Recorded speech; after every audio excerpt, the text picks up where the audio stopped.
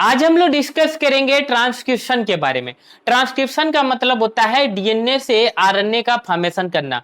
DNA की दो strand होती हैं, एक स्ट्रैंड को टेम्पलेट स्ट्रैंड कहते हैं और एक स्ट्रैंड को कोडिंग स्ट्रैंड कहते हैं इन केस ऑफ ट्रांसक्रिप्शन। रेप्लिकेशन के केस में दोनों स्ट्रैंड को टेम्पलेट स्ट्रैंड कहते हैं। तो होता क्या है कि जो स्ट्रैंड डीएनए से आरएनए बनाएगी उसको टेम्पलेट स्ट्रैंड कहेंगे। ठीक है, टेम्पलेट स्ट्रैंड जो होती है उसके न्यूक्लियोटाइड की कॉपी हो जाते हैं, कंप्लीमेंट्री न्यूक्लियोटाइड की कॉपी हो जाती है और क्या बन जाता है, आरएनए बन जाता है। आप सबको पता है कि जितनी जेनेटिक इंफॉर्मेशन है, कौन से जीन से कौन सा एंजाइम बनाना है, कौन से जीन से कौन सा हार्मोन बनाना, ये किसको पता है, डीएनए को पता है। और डीएनए कहां पाया जाएगा, आपके न्यूक्लियस के अंदर। ठीक है, तो डीएनए न्यूक्लियस से बाहर नहीं जाता। डीएनए क्या करेगा, आरएनए की कॉपी बना देगा अपने आप से। डीएनए से आरएनए की कॉपी बनेगी और वो आरएनए की कॉपी कहां जाएंगी, साइटोप्लाज्म में, और फिर आरएनए से प्रोटीन सिंथेसिस हो जाता है। तो डीएनए से आरएनए बनेगा उसको हम लोग क्या कहेंगे, ट्रांसक्रिप्शन कहेंगे, और आरएनए से प्रोटीन बनेगा उसको हम लोग ट्रांसलेशन कहेंगे। ठीक है, तो हम लोग अब जानेंगे कि डीएनए से जब आरएनए बनता है तो उसको हम लोग ट्रांसक्रिप्शन कहते हैं। उसके फीचर क्या होते हैं, फीचर ऑफ ट्रांसक्रिप्शन।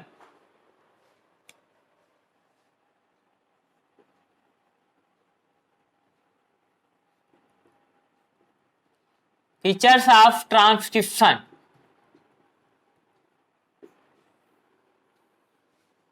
तो पहला फीचर यह है कि transcription G1 and G2 phase में होता है। आप लोग जब सेल डिवीजन पढ़े थे तो सेल डिवीजन में आपने देखा था कि इंटरफेज के अंदर दो फेज होते हैं हमारे, G1 एंड G2। इसके अलावा एक फेज और होता है जिसको S फेज कहते हैं। तो G1 और G2 में ट्रांसक्रिप्शन होगा और रेप्लिकेशन, डीएनए का रेप्लिकेशन कहां होगा, एस फेज में होगा। ठीक है, तो DNA replication occur in S phase and transcription occur in G1 and G2 phase of interphase. ठीक है, इंटरफेज के जो G1 एंड G2 फेज होंगे उसमें हमारा क्या होगा, ट्रांसक्रिप्शन होगा। Only coding region of DNA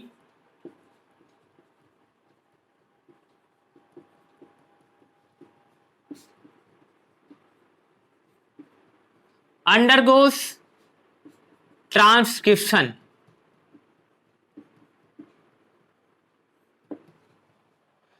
तो ट्रांसक्रिप्शन के लिए डीएनए का सिर्फ कोडिंग रीजन ही इन्वॉल्व होता है। आप लोग को पता है जो हमारा डीएनए है उसमें दोनों स्ट्रैंड, दोनों रीजन पाए जाते हैं। एक रीजन होता है जिसको कोडिंग रीजन कहते हैं, एक रीजन होता है जिसको हम लोग क्या बोलते हैं, जंक डीएनए बोलते हैं। ठीक है, और उसको हम लोग नॉन कोडिंग रीजन बोलते हैं। ठीक है, जंक डीएनए बोलिए या नॉन कोडिंग रीजन बोलिए। फॉर एग्जांपल अगर हम यहाँ पे डीएनए बना लेते हैं, ये डीएनए बना लेते हैं, तो इस डीएनए का मान लीजिए ये वाला जो रीजन है और ये वाला रीजन है, तो ये वाला कोडिंग रीजन है। ठीक है, ये कोडिंग डीएनए हो गया हमारा, और ये यहां से लगा के यहां तक ये हमारा नॉन कोडिंग डीएनए हो गया। ठीक है, तो नॉन कोडिंग डीएनए जो है वो ट्रांसक्रिप्शन नहीं करता है। ठीक है, और ट्रांसलेशन भी नहीं करता है।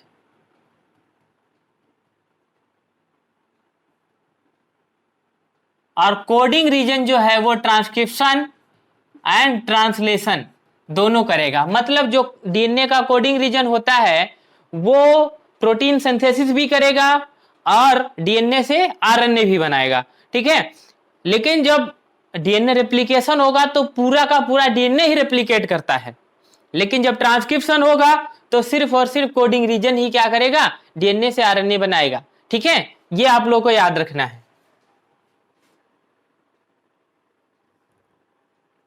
In case of replication, whole DNA replicate. Replication के केस में पूरा का पूरा डीएनए जो है वो रेप्लिकेट कर जाता है। Only one strand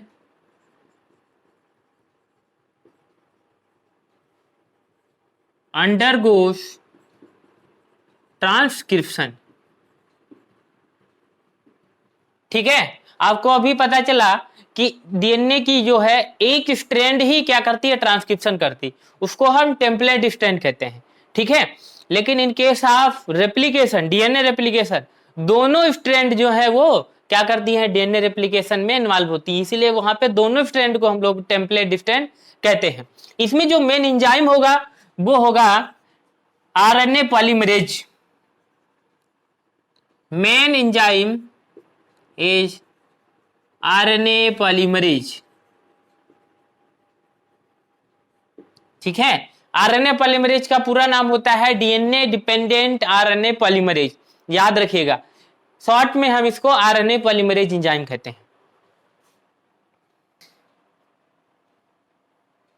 in case of transcription, in case of transcription A pair with you, और आप लोग को पता है रेप्लिकेशन के केस में क्या होता है, ए जो है वो पेयर करता है टी से।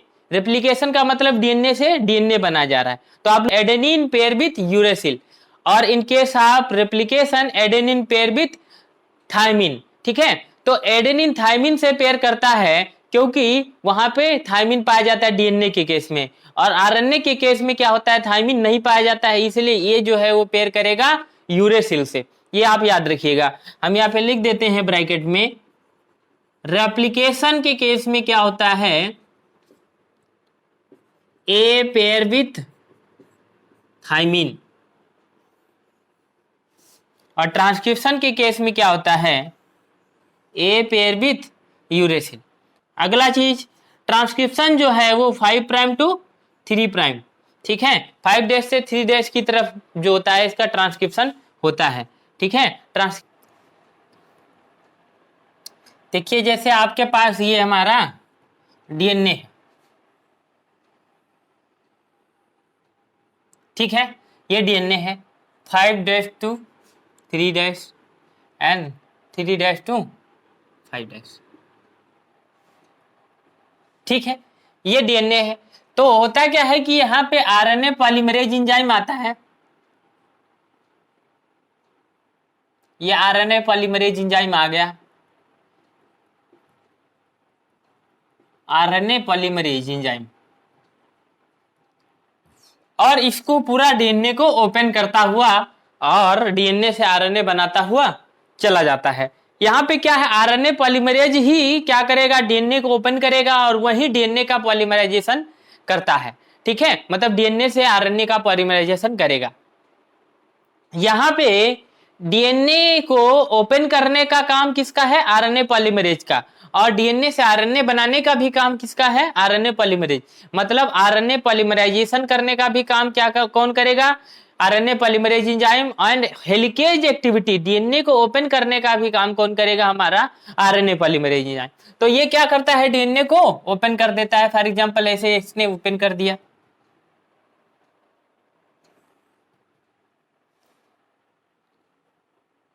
Three prime to 5 prime and 5 prime to 3 prime. ठीक है, इस प्रकार से इसने डीएनए को ओपन कर दिया। और फॉर एग्जांपल यहाँ पे इस स्ट्रैंड के, इस वाली स्ट्रैंड के जो न्यूक्लियोटाइड का सीक्वेंस इस प्रकार से है, adenine, thymine, adenine, cytosine, guanine, adenine, cytosine, adenine, guanine, thymine, इस प्रकार। तो डीएनए की इस स्ट्रैंड में कुछ इस प्रकार से नाइट्रोजन बेस हमारे लगे हुए हैं। ठीक है, और इस स्ट्रैंड को हम क्या कह रहे हैं, टेम्पलेट स्ट्रैंड, और इसको कोडिंग स्ट्रैंड। ठीक है, तो जो टेम्पलेट स्ट्रैंड है यही अपने इस न्यूक्लियोटाइड की कॉपी कर देता है, कंप्लीमेंट्री न्यूक्लियोटाइड यहीं जुड़ेंगे टेम्पलेट स्ट्रैंड के साथ, और क्या बन जाएगा, हमारा डीएनए से आरएनए बन जाएगा। ठीक है, तो यहाँ 3 प्राइम जो रीजन है, यहाँ पे आरएनए पॉलीमरेज एंजाइम आता है, यहाँ पे आरएनए पॉलीमरेज एंजाइम आएगा, मान लीजिए ये आरएनए पॉलीमरेज एंजाइम आ गया,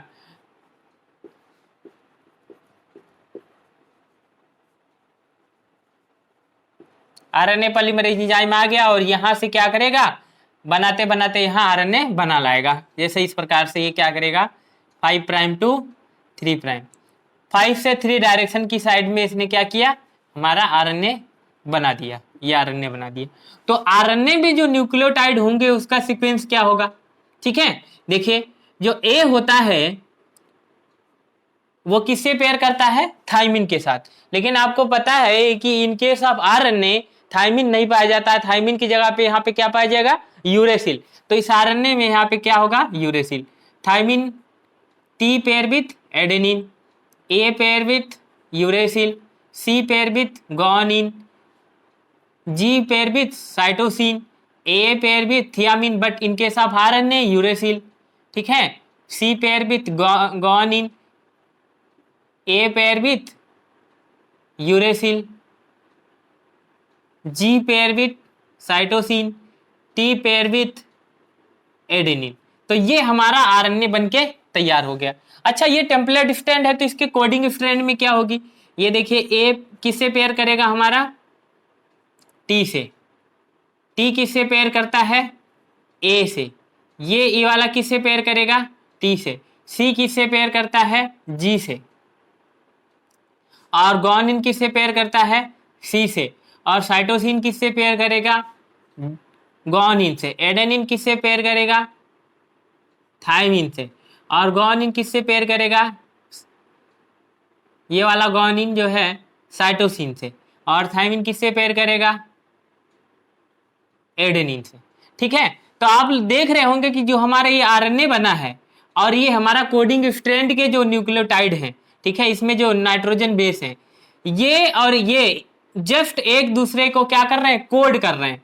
ये वाला इसके जो इसके यहाँ पे नाइट्रोजन बेस होंगे और इसके जो नाइट्रोजन बेस है एक दूसरे को कोड कर रहे हैं, बस थाइमिन की जगह पे यहाँ पे यूरेसिल है, इसलिए इसको हम लोग क्या बोलते हैं, कोडिंग स्ट्रैंड, या इसको बोलेंगे हम लोग सेंस स्ट्रैंड। कोडिंग स्ट्रैंड को सेंस स्ट्रैंड भी कहा जाता है, और टेम्पलेट स्ट्रैंड को हम लोग नॉन कोडिंग स्ट्रैंड कहते हैं।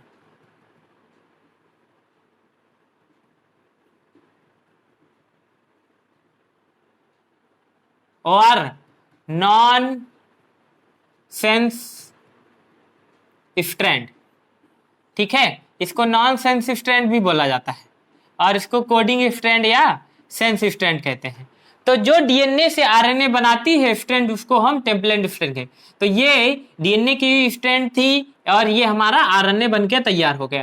तो आपसे बार बार पूछता है कि आरएनए के न्यूक्लियोटाइड का कुछ सीक्वेंस इस प्रकार से है, और आप बताइए टेम्पलेट स्ट्रैंड का क्या होगा, या टेम्पलेट स्ट्रैंड का आपको बताया रहेगा और पूछेगा कि बताइए आरएनए के स्ट्रैंड में जो न्यूक्लियोटाइड की सीक्वेंस होगा वह नाइट्रोजन बेस का सीक्वेंस क्या होगा, या आपसे ऐसा पूछ देगा कि आरएनए में ऐसा है और कोडिंग स्ट्रैंड में क्या होगा, डीएनए की जो कोडिंग स्ट्रैंड है उसमें न्यूक्लियोटाइड का सीक्वेंस कैसा होगा, ठीक है। तो आपको आना चाहिए, जो अगर आपको कोडिंग दिया गया है तो टेम्पलेट आप यहाँ इससे कोडिंग से निकाल लेंगे, या आपको आरएनए की स्ट्रैंड का नाइट्रोजन बेस दिए हुए हैं और आपको कोडिंग स्ट्रैंड आपको वहां से निकालना चाहिए, आपको आना चाहिए। तो 5 प्राइम टू 3 प्राइम ये हमारा आरएनए बनके तैयार होगा, ये आरएनए यहाँ से निकल जाएगा, ये दोनों आपस में दोनों स्ट्रैंड डीएनए की फ्यूज हो जाएंगी, फिर से डीएनए डबल स्ट्रैंडेड हो जाएगा, ठीक है। इस प्रकार से डीएनए से आरएनए बनता है।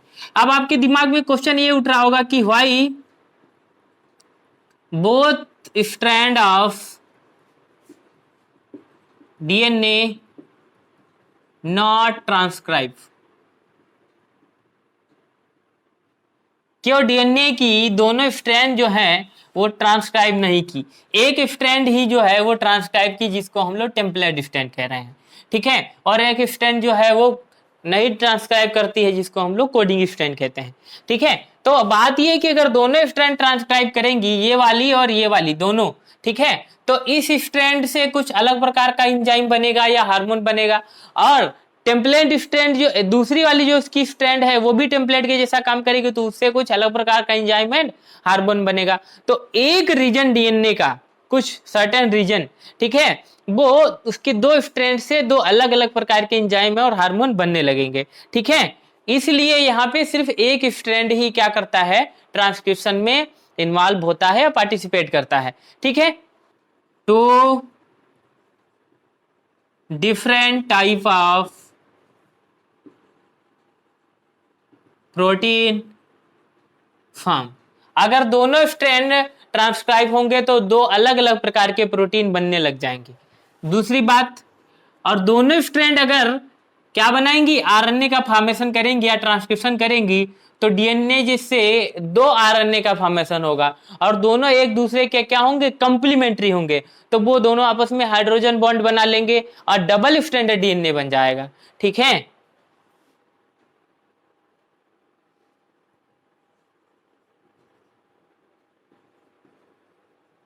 डबल स्ट्रैंड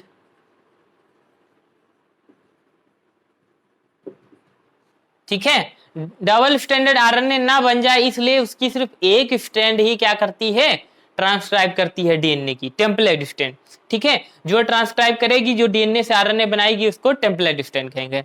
चले आगे को हम लोग बोलते हैं एंटीसेंस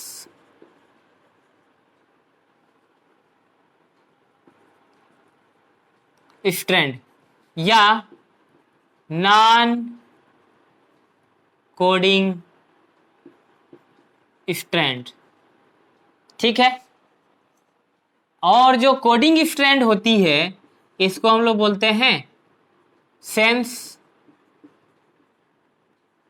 स्ट्रैंड, ठीक है। टेम्पलेट स्ट्रैंड क्या करती है, आरएनए बनाती है, take parts in transcription, transcription में पार्टिसिपेट करेगी। और जो कोडिंग स्ट्रैंड होती है not take part in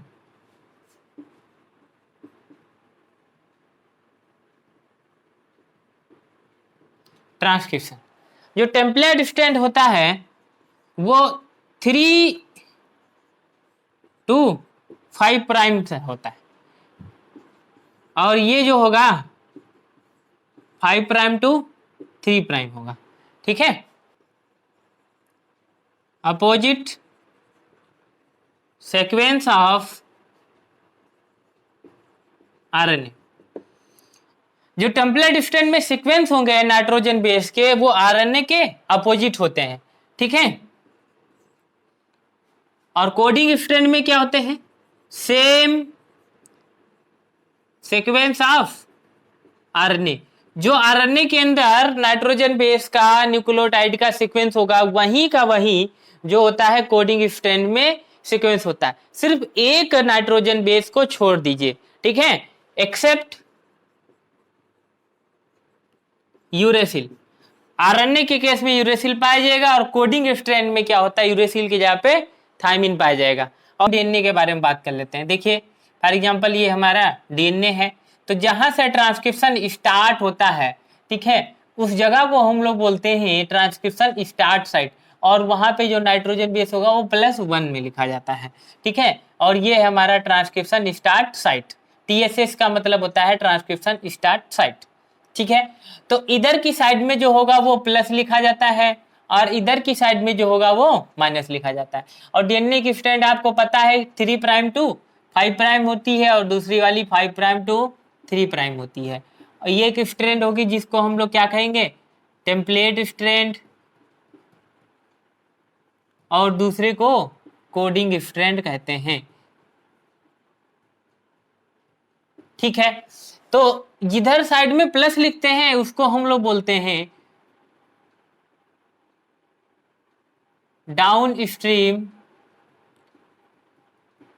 DNA, minus लिखते हैं उसको हम क्या कहते हैं, अप स्ट्रीम डीएनए, ठीक है। ये हो गया। तो आप लोग से बार बार क्वेश्चन पूछा जाता है कि अप स्ट्रीम डीएनए में कोडिंग स्ट्रैंड कहाँ, अप स्ट्रीम डीएनए जो है कोडिंग स्ट्रैंड के किस प्राइम पे पाया जाएगा, डाउन स्ट्रीम डीएनए जो है टेम्पलेट स्ट्रैंड के किस प्राइम पे पाया जाएगा। तो आप लोगों को पता होना चाहिए, जैसे डाउन स्ट्रीम पूछा टेम्पलेट स्ट्रैंड के किस प्राइम पे पाया जाएगा? तो 5 प्राइम पे। कोडिंग स्ट्रैंड के किस प्राइम पे पाया जाएगा डाउनस्ट्रीम डीएनए? 3 प्राइम पे।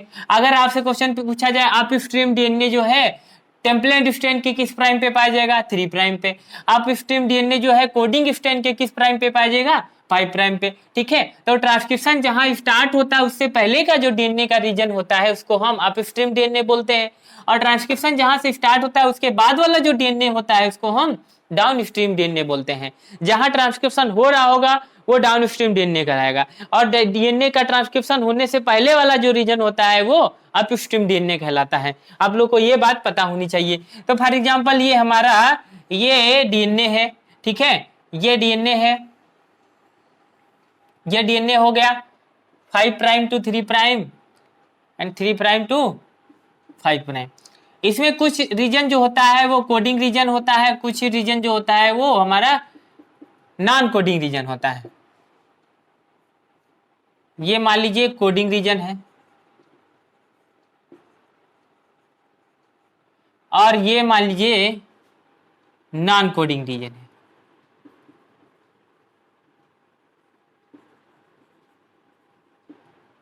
ठीक है, तो जो कोडिंग रीजन होता है, तो कोडिंग रीजन जहां से स्टार्ट होता है और जहां पे कोडिंग रीजन खत्म होता है उतने दूर ही ट्रांसक्रिप्शन होगा, क्योंकि कोडिंग रीजन ही क्या करता है? ट्रांसक्रिप्शन और ट्रांसलेशन में इन्वॉल्व होता है। नॉन कोडिंग रीजन ट्रांसक्रिप्शन और ट्रांसलेशन नहीं करता। ठीक है, तो जहां से कोडिंग रीजन स्टार्ट होता है वहां पे कुछ न्यूक्लियोटाइड के सीक्वेंस होंगे ना, जहां पे कोडिंग रीजन स्टॉप होता है वहां भी कुछ न्यूक्लियोटाइड के सीक्वेंस होंगे। तो जहां अगर कोडिंग रीजन स्टार्ट होगा मतलब वहीं से ट्रांसक्रिप्शन स्टार्ट होगा, डीएनए से आरएनए बनना स्टार्ट होगा, और जहां पे कोडिंग रीजन खत्म होता है मतलब वहीं पे हमारा क्या होगा? स्टॉप साइट होगा। ठीक है, वहां पे डीएनए से आरएनए बनना बंद हो जाएगा। ठीक है, तो अगर हम इस वाले रीजन को इसको दोनों को देखते हैं और बड़ा करके देखते हैं, इस इतने कोडिंग रीजन को हम थोड़ा सा बड़ा करके देखते हैं, इतना बड़ा हम बना ले रहे हैं। ठीक है, ये हो गया हमारा 3 प्राइम टू 5 प्राइम डीएनए, और ये हो गया 5 प्राइम टू 3 प्राइम डीएनए। तो जहां से कोडिंग रीजन स्टार्ट होता है यहां एक न्यूक्लियोटाइड के सीक्वेंस पाए जाते हैं। ठीक है, और वहां पे एक रीजन होता है जिसको हम लोग बोलते हैं प्रोमोटर रीजन।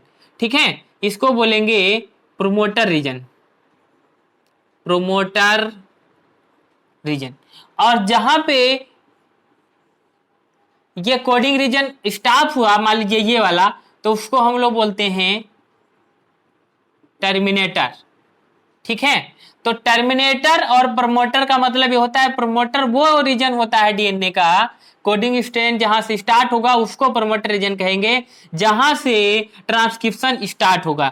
जहां ट्रांसक्रिप्शन बंद हो जाएगा मतलब डीएनए से आरएनए बनना बंद हो जाता है उसको हम टर्मिनेटर बोलते हैं। और जितनी दूर ट्रांसक्रिप्शन होगा, मान लीजिए प्रमोटर यहाँ है और टर्मिनेटर यहाँ है, मतलब इतना जो डीएनए होगा इतने डीएनए में क्या होगा? आरएनए बनेगा। तो जितनी दूर डीएनए से आरएनए बनता है उसको हम लोग बोलते हैं स्ट्रक्चरल जीन,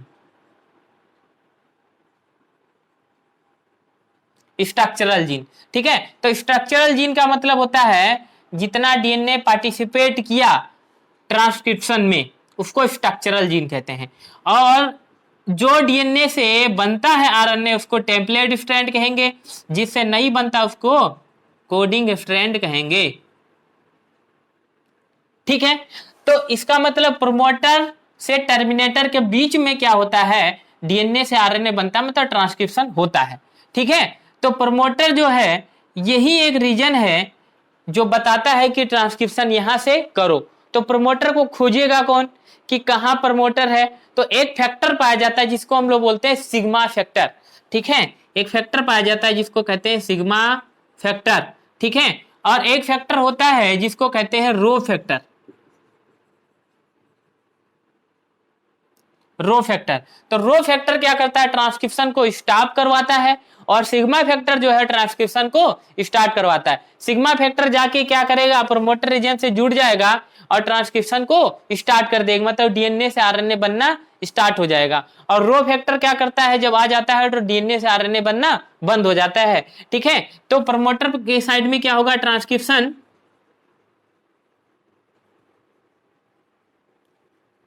स्टार्ट हो जाएगा, और टर्मिनेटर रीजन में क्या होगा? ट्रांसक्रिप्शन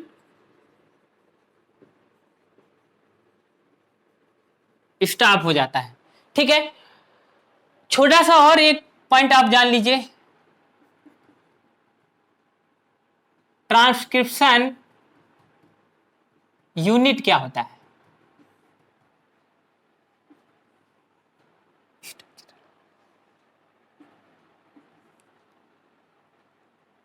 तो जो प्रोमोटर है हमारा,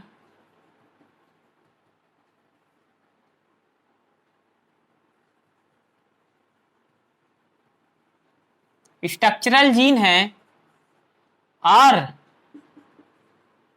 टर्मिनेटर है, इन तीनों को मिला के हम लोग क्या बोलते हैं, ट्रांसक्रिप्शन यूनिट बोलते हैं। ठीक है, ट्रांसक्रिप्शन यूनिट में कौन कौन आएगा, promoter, structural gene and terminator. ठीक है, बार बार यहां से क्वेश्चन पूछा जा चुका है। ठीक है, नीट 2016। ठीक है, सीधे क्वेश्चन पूछा है, in which of the following not ये ट्रांसक्रिप्शन यूनिट। ठीक है, इसमें से कौन ट्रांसक्रिप्शन यूनिट नहीं है। थोड़ा सा और जान लीजिए, जो प्रोमोटर होता है यहां पे TA बेस पेयर पाए जाते हैं, थाइमिन एडेनिन थाइमिन एडेनिन, इसलिए इसको बोलते हैं टाटा बॉक्स। याद रखिएगा, टाटा बॉक्स बोलते हैं या प्रिब्नो बॉक्स बोलते हैं। ठीक है, टाटा बॉक्स बोलते हैं या प्रिब्नो बॉक्स बोलते हैं, इसको आप ध्यान से लिख लीजिएगा। ठीक है, आगे बढ़े। तो इसमें सबसे पहले हम ये जानेंगे कि DNA dependent RNA polymerase enzyme के बारे में। जो DNA dependent RNA polymerase enzyme होता है वो ऑल 3 डिफरेंट टाइप ऑफ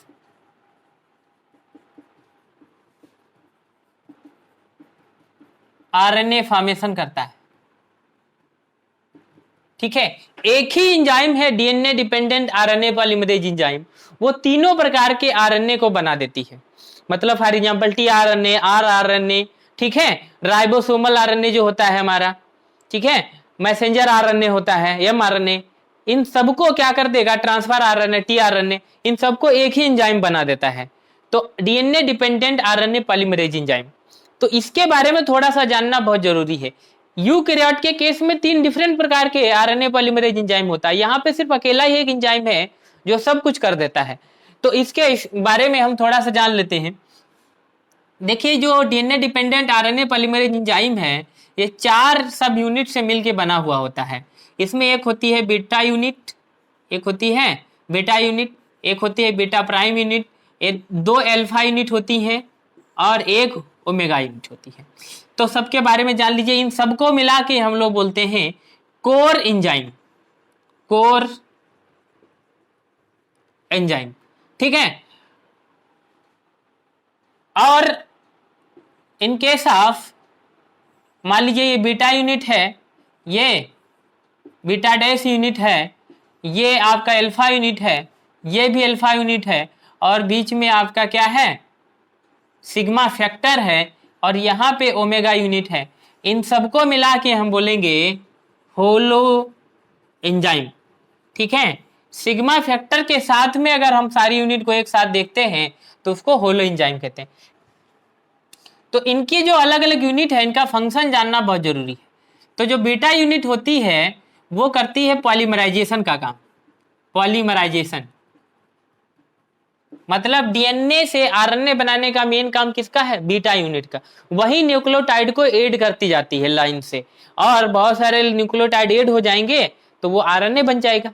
ठीक है, दूसरा जो बीटा प्राइम होता है या बीटा डैश बोलिए आप, ठीक है, ये क्या करता है, हेलिकेज एक्टिविटी, ये हेलिकेज एक्टिविटी करता है। फॉर एग्जांपल जब आप डीएनए रेप्लिकेशन पढ़े थे तो वहां पे एक हेलिकेज एंजाइम देखे थे। तो हेलिकेज एंजाइम क्या कर रहा था, 2 डीएनए के बीच में जाके हाइड्रोजन बॉन्ड को ब्रेक करता हुआ जाता, मतलब डीएनए फर्क बन रही थी। तो ये भी क्या करेगा, डीएनए को ओपन करने का काम करता है। डीएनए के अंदर हाइड्रोजन बॉन्ड जो होंगे उनको ब्रेक करते करते करते करते आगे बढ़ेगा। ठीक है, तीसरा चीज जो इसकी अल्फा यूनिट हैं ये क्या करती हैं, जो अल्फा यूनिट होती हैं ये करती हैं डीएनए का वो स्ट्रैंड को खोजती हैं जिसके डीएनए से आरएनए बनना है। ठीक है, दो strand of RNA which transcribe, तो उसके साथ ये जुड़ जाएगा। Recognised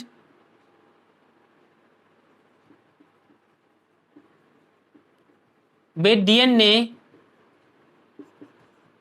to be transcribe. अगला देखते हैं पॉइंट। तो ये हमारा अल्फा हो गया। ओमेगा का फंक्शन देखते हैं क्या है, जो ये हमारा ओमेगा यूनिट है। Maintain the structure of RNA polymerase enzyme. ठीक है, आरएनए पॉलीमरेज एंजाइम का स्ट्रक्चर मेंटेन करती। अल्फा का क्या काम है, मतलब सॉरी सिग्मा का क्या काम है, सिग्मा फैक्टर का क्या काम है। सिग्मा फैक्टर जो होता है इसका मेन काम ये है, ये प्रोमोटर को खोजने का काम करता है।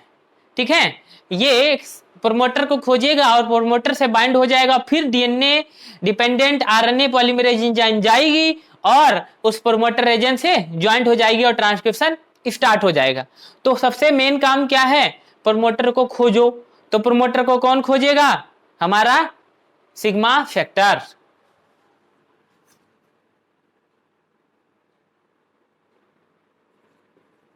Search the promoter region in DNA. DNA के अंदर प्रोमोटर रीजन को सर्च करने का किसकी जिम्मेदारी है, सिग्मा फैक्टर की।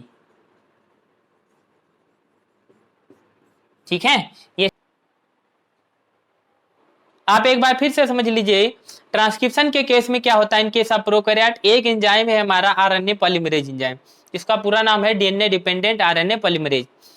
ये क्या करता है, ये अकेला डीएनए की अनवाइंडिंग भी करता है, डीएनए का पॉलीमराइजेशन भी करता है। ठीक है, तो इसके साथ में एक सिग्मा फैक्टर होता है। वो सिग्मा फैक्टर क्या करेगा, प्रोमोटर रीजन को सर्च करेगा और कहेगा कि भाई आरएनए पॉलीमरेज एंजाइम तुम आ जाओ, हम प्रोमोटर को खोज लिए हैं, और वो प्रोमोटर के साथ जुड़ जाएगा और फिर डीएनए से आरएनए बनाएगा। Steps of transcription.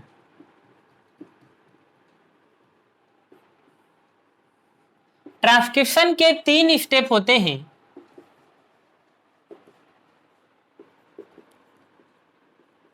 Initiation,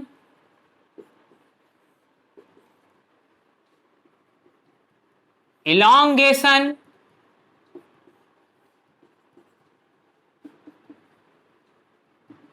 termination.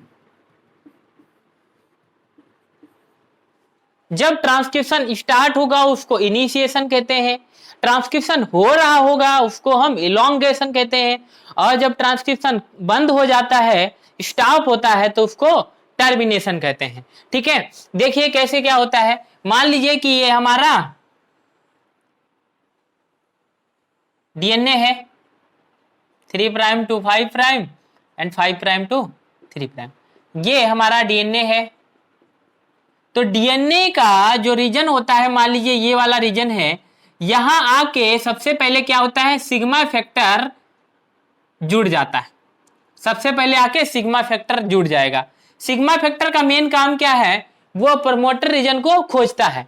तो वो यहां आके यहां जानेगा कि ये यहाँ पे प्रमोटर है, ये यहाँ पे प्रमोटर है, तो ये आके प्रमोटर से क्या करता है, सिग्मा फैक्टर जुड़ जाता है और पीछे से आरएनए पॉलीमरेज एंजाइम को भी बुला लेता है कि हम प्रमोटर रीजन को खोज लिए हैं, आप आ जाइए, जुड़ जाइए आके और पॉलीमराइजेशन करना स्टार्ट करिए। तो सिग्मा फैक्टर जैसे यहां जुड़ेगा तो वैसे ही यहां पे क्या होता है, आरएनए पॉलीमरेज एंजाइम आके भी जुड़ जाएगा। तो ये देखो इसी सिग्मा फैक्टर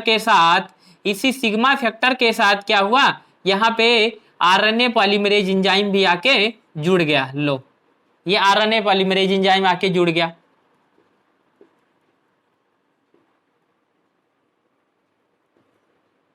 ये भी जुड़ गया। ठीक है। तो इनिशिएशन के केस में कुछ नहीं होता है, सिग्मा फैक्टर प्रमोटर रीजन को खोजता है और फिर आरएनए पॉलीमरेज एंजाइम जो है प्रमोटर रीजन से बाइंड हो जाता है। Sigma factor recognized with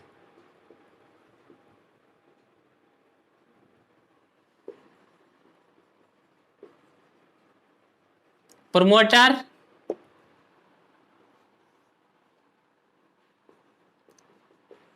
RNA polymerase enzyme bind with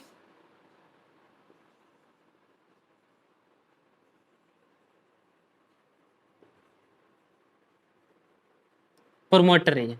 ठीक है,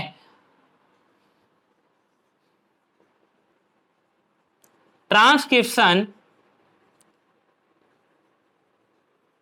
स्टार्ट, और ट्रांसक्रिप्शन जो है वो स्टार्ट हो जाएगा। तो सबसे पहले सिग्मा फैक्टर प्रमोटर से बाइंड होगा और उसके बाद आरएनए पॉलीमरेज एंजाइम भी बाइंड हो जाएगा और ट्रांसक्रिप्शन स्टार्ट हो जाएगा। इसको हम लोग बोलते हैं इनिशिएशन। ठीक है, तो मान लीजिए आपका जो आरएनए पॉलीमरेज एंजाइम है वो कुछ यहां पे आ गया है। ठीक है, ये आपका आरएनए पॉलीमरेज एंजाइम है।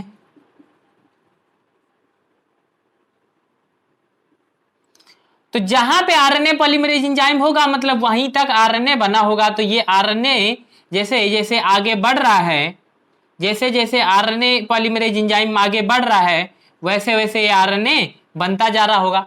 तो एलोंगेशन के केस में आरएनए के बनने के एलोंगेशन क्या होता है, आरएनए जो बन रहा है 5 प्राइम टू 3 प्राइम की साइड में, उसी को हम लोग क्या बोलते हैं, एलोंगेशन बोलते हैं। तो एलोंगेशन के केस में क्या होता है, आरएनए पॉलीमराइजेशन होता है। आरएनए पॉलीमराइजेशन होता है मतलब आरएनए पॉलीमरेज एंजाइम न्यूक्लियोटाइड की चेन बना रहा होता है। एक एक न्यूक्लियोटाइड ऐड करता जाएगा और क्या होगा, एक आरएनए की चेन बन जाएगी। ठीक है, और क्या होता है यहाँ पे होता है प्रूफ रीडिंग। ठीक है, प्रूफ रीडिंग का मतलब होता है कि सही से आरएनए बन रहा है या नहीं बन रहा है। तीसरा होता है प्रोटीन ब्रिज फॉर्मेशन।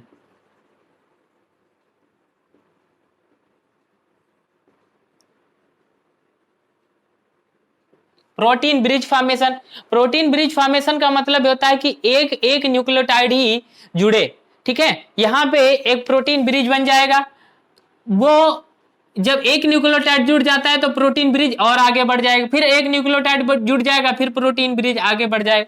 मतलब एक प्रोटीन का स्ट्रक्चर होता है जो आरएनए पॉलीमरेज एंजाइम के आगे आगे चलता है। ठीक है, वो एक ही न्यूक्लियोटाइड को जोड़ने की इजाजत देता है। अगर एकदम से न्यूक्लियोटाइड जुड़ते जाएंगे तो उल्टे सीधे न्यूक्लियोटाइड जुड़ जाएंगे। ठीक है, और आरएनए हमारा जो होगा डिफॉल्टर आरएनए बन जाएगा। ठीक है, अच्छा आरएनए नहीं बन पाएगा। तो इस प्रकार से आरएनए बन रहा है, इसको हम एलोंगेशन कहेंगे।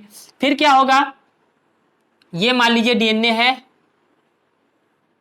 और इस डीएनए में एंजाइम यहां पे आके पहुंच गया, आरएनए पॉलीमरेज एंजाइम। जब यहां पे आके पहुंच जाता है तो आरएनए ये बाहर निकल जाता है कट के 5 prime to 3 prime.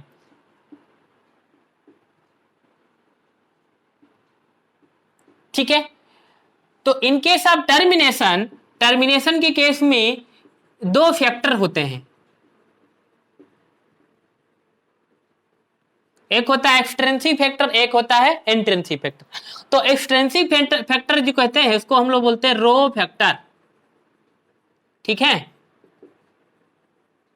Rho factor, ये हमारा रो फैक्टर होता है। ये रो फैक्टर जब आएगा तो क्या हो जाएगा, टर्मिनेशन हो जाएगा। या इसके अलावा इंट्रिंसिक फैक्टर भी होंगे हमारे। ठीक है, तो इंट्रिंसिक फैक्टर में क्या होता है, जीसी रिच रीजन आ जाता है, उसको हम लोग क्या बोलते हैं, इंट्रिंसिक फैक्टर। मतलब GC rich bar bar gone in cytosine जब रिपीट होने लगेगा, इसका मतलब आरएनए पॉलीमरेज एंजाइम समझ जाएगा कि अब जो है कोडिंग रीजन खत्म हो गया है, अब क्या आ गया यहाँ पे, नॉन कोडिंग रीजन आ गया, तो ट्रांसक्रिप्शन जो है बंद होना चाहिए, डीएनए से आरएनए अब नहीं बन पाएगा।